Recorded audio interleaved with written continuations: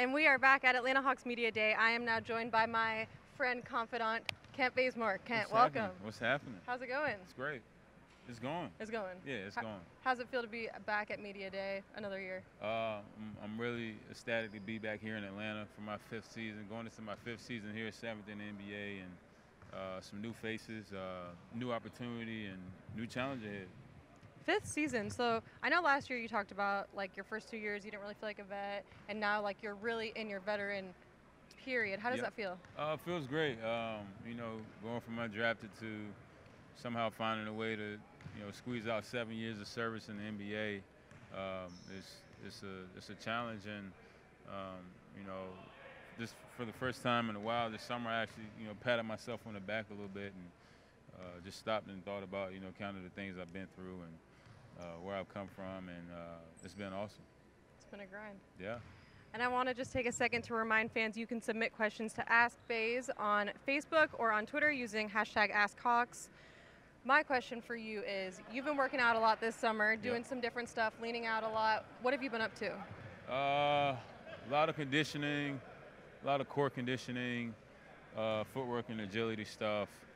I just got back in the gym on the floor maybe a month ago, so I really took the first 80–85% of the summer to really make sure these wheels are turning the right way, and getting back to my old explosive self. And so far the results have been great, and as the season goes along, and I get into more and more in better shape, it'll be a great year. All right, we'll go to some Facebook questions. Baze, how does it feel to be the old man on the team besides Vince? So I'm actually the 4th oldest guy on the team. I got Vince, I got Jeremy Lin, and then Miles Plumlee, who's a year older. So you really thought about this? Yeah, I did. Yeah. Yeah, you want to make sure you're not actually the old man. Well, I mean, in a sense, I've been here the longest, so that has something to say. That adds about another 3 years. So it feels good, though. It feels good that even though we've switched, coaching staffs and ownership groups, that that they think enough of me to keep me around and kind of show these young guys the ropes. And I'm looking forward to the challenge. I'm looking forward to making these young guys better. And when I retire and I'm sitting somewhere, and I want to see these young guys continue to have a successful career, and just tell them to pass it forward, pay it forward. Jason wants to know, are we going to see any fun bench celebrations from you this year? Any Bazemoring? Maybe. We got a young team, and they give me they make me feel really young. So you may see me over there where I'm catching my breath, doing something a little crazy. All right, we got a good question from Chase. He wants to know, after going undrafted, you worked your way to being a proven vet for the Hawks. What does the underdog mentality mean to you, and how has it helped you to teach the other young guys? It's a way of life. Waking up every day and just trying to beat the day. And it starts with Mondays. A lot of people don't like Mondays, but I embrace Mondays because it's a good way to start your week off. You got to get the train rolling in the right direction, and going hard in everything you do. Trying to figure out, even when you don't have your good stuff, how can you make it happen? If you're feeling a little groggy, you got a workout to go to. How can you mentally, push through it? And that was the task the entire summer, and I came out on top. So it's just a way of life. So we obviously have a very young team. We have a lot of change going on here at the Atlanta Hawks. Rookie point guard, new coaching staff, all that. How are you adapting to that, and how are you helping the other guys to kind of just keep going as the season starts? You got to take it a day at a time. Every day is a new challenge. Every day you want to get better, and you lead by example. First one here this morning, got a lift in, and guys walked in. They saw that we had a couple of other guys in there. Justin Anderson's an incredibly hard worker. Thomas Robinson, who else is in there? Dwayne Dedman. We had a lot of guys in there. So, it's contagious. You just lead by example, get a couple of guys and fall in line, and before you know it, you got the whole team in there. Another visit from the one, the only Dwayne Dedman. Hey. Man, you know what I'm saying? We back on Facebook Live. Yeah. We on Facebook. You got anything for the people? I ain't got nothing for the people right now, but I love y'all. And I'm going to say I love you too, mama. You know what I'm saying? Make sure y'all tune in this year. It's going to be a good season for this man right Are you here. gonna dial it in? Oh, I'm definitely dialed in. We on the line, baby. Let me pay my Paying the phone bill right Let now. me get that. Pay my Let bill. me get that. Appreciate it. All right. Now we on the line. You There we hear it? go. Holla at your boy. What a guy. All right, back to the fan questions. So we don't want to give too much detail here, Baze. Okay. But Olaf wants to know, is road tripping ATL coming back this season? Ooh. Does it look like it's coming back? I think it does. Stay tuned. Oh, It's gonna be good. We got some Yeah. good stuff coming. Yeah, we got some real good stuff And yes, coming. that was a plug, so Yeah. stay tuned.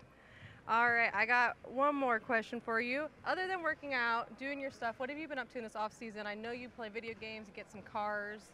Oh yeah, golf. A lot of golf. Golf has been my cross training for the summer. A lot of mental cardio. Seeing if you can hold it together after a long morning. I work out from probably 8 a.m. to 2. That's a 2:30 lot. That's a lot of working out. every day, and then I go play from about 3:45.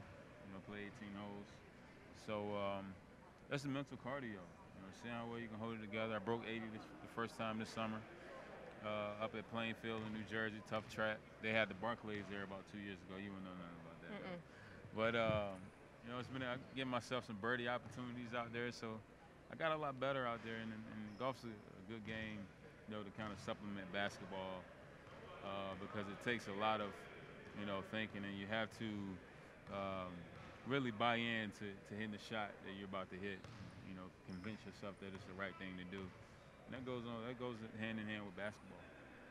Golf fans, that one was for you. How about Tiger? See, I know that. I watched SportsCenter. As an athlete, though, I looked at it from, a totally different angle. Yeah, it was good to see him, win.